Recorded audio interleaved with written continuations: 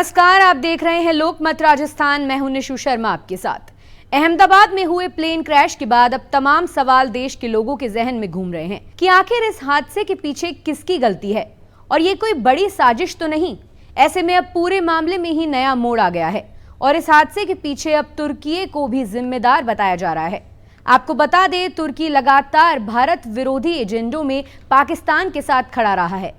ऐसे में अब तुर्की को लेकर एक सनसनीखेज बयान बाबा रामदेव ने दिया है, जिसके बाद अब सवाल उठने लगे कि आखिर ये प्लेन हादसा कोई सोची समझी साजिश तो नहीं। आइए देखते हैं ये रिपोर्ट। बाबा रामदेव ने दिया सनसनीखेज बयान। तुर्की ने रची है प्लेन हादसे की साजिश। बाबा रामदेव के बयान से चर्चाएं शुरू। अब हर एंगल से होनी चाहिए जांच।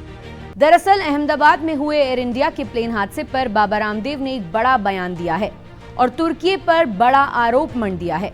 उन्होंने मीडिया से बात करते हुए कहा कि मेरी जानकारी में सामने आया है कि तुर्की की एक एजेंसी विमानों में मेंटेनेंस करती है।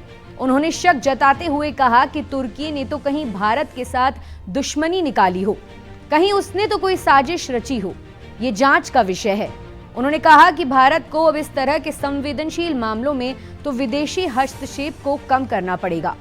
दरअसल अहमदाबाद विमान हादसे के बाद एक एंगल तुर्की को लेकर भी निकल कर आ रहा है। इसकी वजह यह है कि तुर्की की कंपनी टर्किश टेक्निक एक ग्लोबल एविएशन सर्विस प्रोवाइडर है, जो भारत में भी कुछ एयरलाइंस इस कंपनी के क्लाइंट हैं। इसमें एयर इंडिया और इंडिगो भी शामिल थे। जहां तक एयर इंडिया की बात है तो एयरलाइंस बोइंग 777 के बेड़े की मेंटेनेंस के लिए टर्किश टेक्निक के पास अपने विमानों को भेजती थी, जिसमें बुनियादी रखरखाव, पुनर्वास और रेट्रोफिट का काम किया जाता था। हालांकि एयर इंडिया टर्किश कंपनी के साथ साथ भारत की air India engineering services limited व कुछ अन्य देशों में भी विमानों की मेंटेनेंस करवाती थी।